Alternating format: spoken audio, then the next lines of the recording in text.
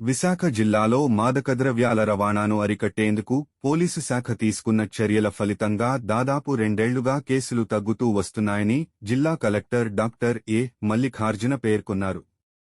Police శాఖ, నగర police ఆధ్వర్యంలో జిల్లా స్థాయి వార్షిక నేర సమీక్ష సమావేశం బుధవారం ఏయూ కన్వెన్షన్ సెంటర్లో జరిగింది.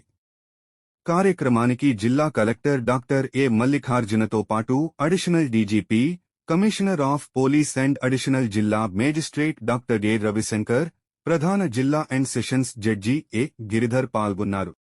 ఈ సందర్భంగా జిల్లా కలెక్టర్ డాక్టర్ ఎ. మల్లికార్జున మాట్లాడుతూ జిల్లా స్థాయి కమిటీ సభ్యుల సూచనల మేరకు పోలీసు శాఖ తీసుకున్న చర్యల వలన మాదకద్రవ్యాల అక్రమ రవాణా అరికట్టడంలో, నివారించడంలో ప్రజలు, కళాశాల విద్యార్థుల్లో కూడా అవగాహన పెరిగినట్లు చెప్పారు. నగర పోలీస్ కమిషనర్ డాక్టర్ ఎ.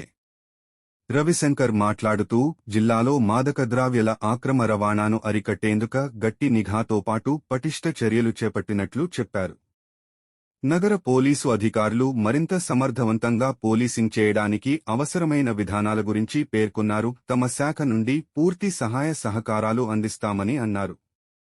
ఈ ఏడాది కాలంలో నగరంలో లా అండ్ ఆర్డర్, ట్రాఫిక్, క్రైమ్లపై ఆయా అధికారులతో విశ్లేషించిన ఆయన ఉత్తమ పోలీసింగ్ కోసం రాబోవు సంవత్సరంలో తీసుకోవలసిన చర్యలను వివరించారు.